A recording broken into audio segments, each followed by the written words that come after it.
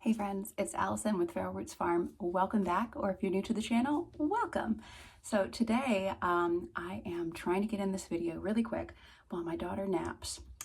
We just took a little stroll around the neighborhood and it's really nice, lightly snowing today.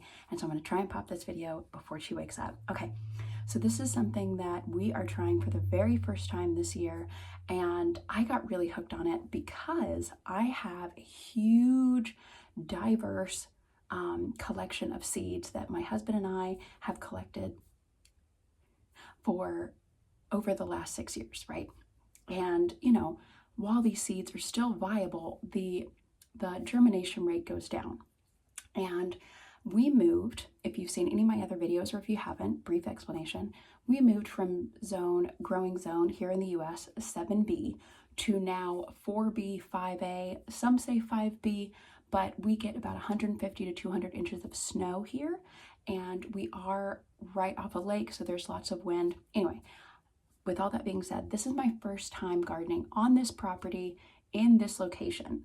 We moved to this house 6-7 months ago, and we've been in this area here in the Upper Peninsula of Michigan for 2 years now. So I have all these seeds, right, that I've gotten that were, you know, not necessarily only for where I was before in Middle Tennessee, but it was just a huge collection. And so I started sort of thinking like, man, like, what am I going to do with a lot of these? Because I don't know what's going to survive here, you know, like these tomatoes that were ginormous that might have loved my Tennessee climate and my long, hot, humid summers may not really like my short Michigan spring and summers now.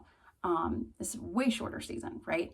We can't put warm weather plants in the ground really until June 1st. And so I was like, what am I going to do? Like, how do I pick, right? And I actually stumbled upon some videos by a gentleman named Joseph Lofthouse.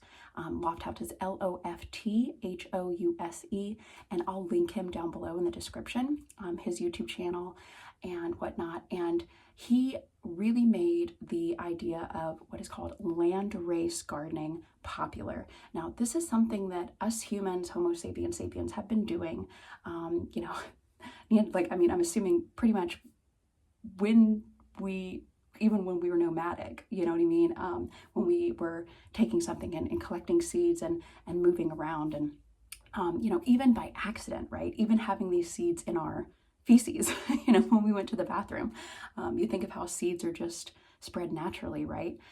So his idea and what he explains is really important about landrace gardening. I don't know what that sound was, sorry. What's really important about landrace gardening is it involves the farmer, the climate and the location, and then this diverse collection of seeds.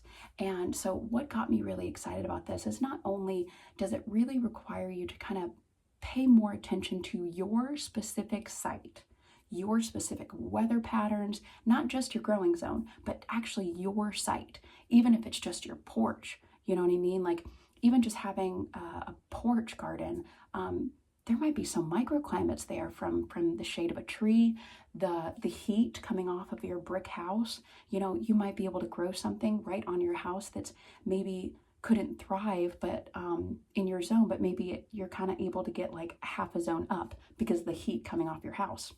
Anyway, so I love that he really expresses that the location, but not just your growing zone, is important. And so the reason why, the point of this video, the reason why he recommends to mix all of your seeds together is because you just take those seeds and you plant them out your first year, right? You plant them out and you see what survives. You see what comes up first. You see what handles your weather better, whether it be humid, too much heat, not enough water. You know, you really see the plants that really make it through some of the toughest conditions. You know, he even recommends sometimes being a little tough on your plants, you know. Hey friends, so it's the next day. Sorry, I had to quick change it for you. So yeah, she just woke up. She only gave me a couple minutes with that nap time. And right now she's eating a muffin on the floor. So, okay.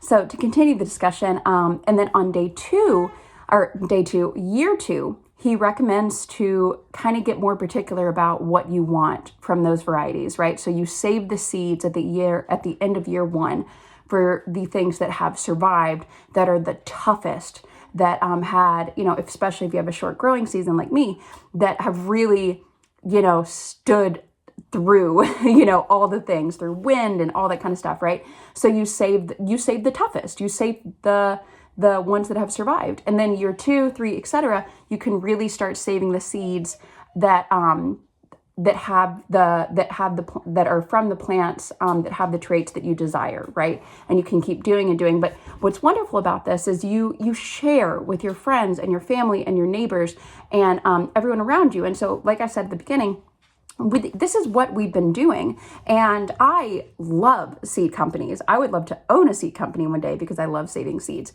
That's not, I'm not saying like don't buy from them or what have you. But again, if you have, like me, like I have a shorter season, I have a lot of wind, a lot of snow.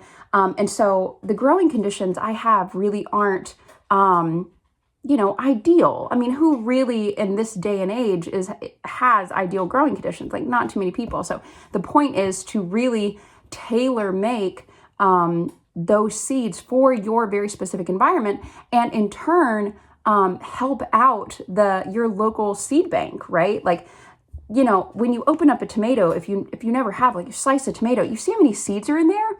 When you really start saving seeds and gardening, and you see seeds and you save seeds from, cucumbers and winter squash and berries like strawberries and you really start seeing those seeds and you're like, oh my gosh, each of those has the capacity to be a plant. And then those are going to produce seeds. And that's all a plant, is doing that has fruit, right? Like, I mean, I'm not talking about fungi and cones and conifers and stuff. I'm talking about, things that produce fruit.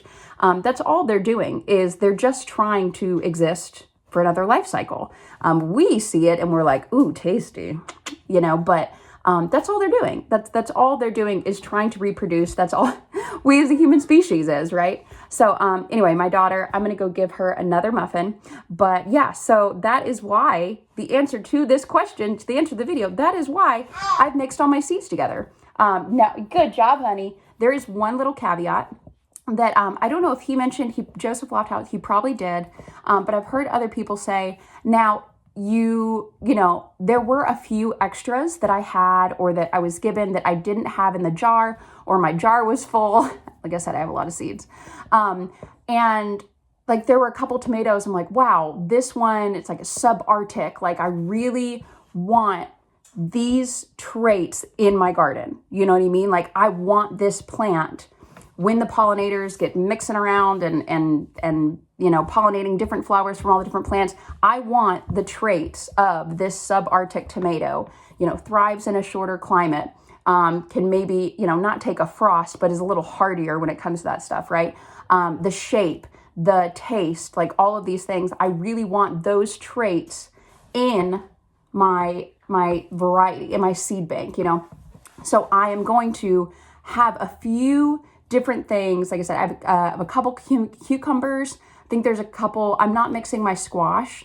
I'll give you guys an update on what I have mixed, because right now I have mixed radishes, carrots, beets, and tomatoes. I might be missing one, but it's those 4, I believe. Yeah, so anyway, so I'm going to include that subarctic tomato, probably a few others that I really want those traits. And so those will be the ones that, I'll label maybe. If I don't label, I'm not too upset about it. Like I said, I have a toddler running around, so priorities, we'll see what happens. I'll be lucky if I can get this greenhouse built, if my husband and I can get this greenhouse built, and if we can get our raised beds, but that is another topic. Okay, so I hope y'all really enjoyed this video. And if you're like me and you get excited about these things, yes, ma'am, then let me know if you're doing this as well, or if you have in the past. I would love to hear your experience and to learn from you, because this is my first year doing this. So anyway, all right, that's all for today. I hope you all have a wonderful day or evening, wherever you are, however you are. Bye.